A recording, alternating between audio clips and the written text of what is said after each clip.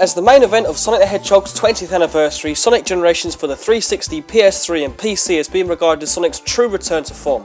Despite people already forgetting the 2010's brilliant Sonic colours and the last 10 years worth of great Sonic games on Nintendo handhelds. Now it's Sonic's debut on Nintendo's new handheld, the 3DS, and it's got its own version of Generations. There are however many differences in its levels from the HD versions, but the story is much the same. It still involves Sonic's birthday being interrupted by a large purple being that rips through the very fabric of time and space, sending Sonic and his friends through different times in Sonic's history. Sonic meets up with his past self, which becomes a good excuse to play through the series' past levels in both classic and modern Sonic styles to retrieve his friends. While the story doesn't make much sense, I mean, why would you want to rescue Sonic's friends anyway? It's very minimal and downplayed, which works in the context of its mechanics. Although, unlike the HD's fully voiced and animated cutscenes, the 3DS's story is told through still text-based boxes, with only the odd grunt or moan heard. As a result, it gives its narrative a much more cut down and dated DS feel. Once you jump into the action, it's typical 2D style Sonic platforming, having 7 stages with 2 acts and a bonus stage in each. Rather than the HD version's small hub world, the 3DS version just has a simple level select screen.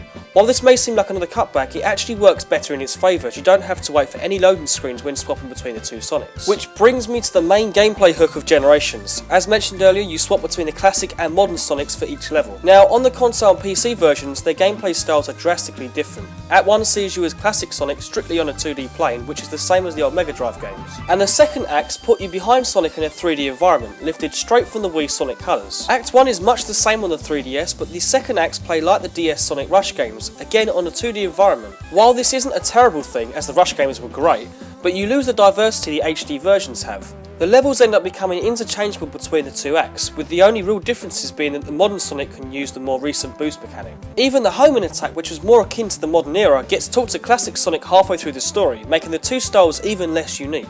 Starting out in the familiar Green Hill Zone from Sonic 1, you move through the ages, but the real plus is that there are different levels from the HD versions. In the Sonic 2 level, for example, it's the Casino Night Zone rather than the Chemical Plant. This continues throughout the game until you complete the Sonic Adventure 2 stage of Radical Highway. Instead of Sonic Heroes coming next, it branches off into the handheld era. This could have worked brilliantly, but for some reason the Sonic team and Dimps forgot all about the brilliant Sonic Advance trilogy, as well as Sonic Rush Adventure. So instead of Heroes, Sonic 06 and Unleashed, you just get one level from the first Rush game. Granted, it is a good level with some great music, but 3DS owners will feel cut short again. Sonic Colors does follow, complete with its Wisp power-ups, but after a couple of irritating bosses, the game finishes, leaving you feeling shortchanged.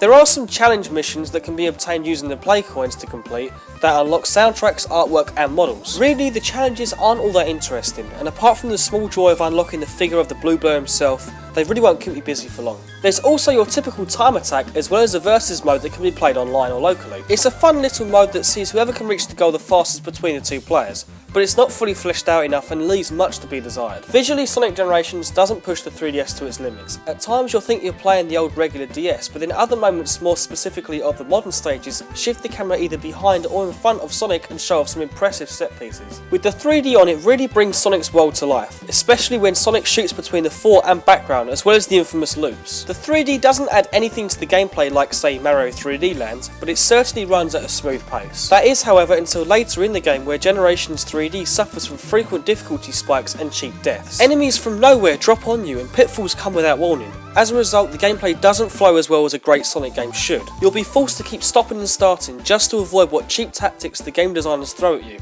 As a continuation from the Sonic Rush series, Generations ironically falls flat at times. But when the game runs well, it runs pretty well, and sometimes just requires a little bit of trial and error. All in all, if the HD versions of Sonic Generations are like a remastered greatest hits album, the 3DS version is like the bonus CD.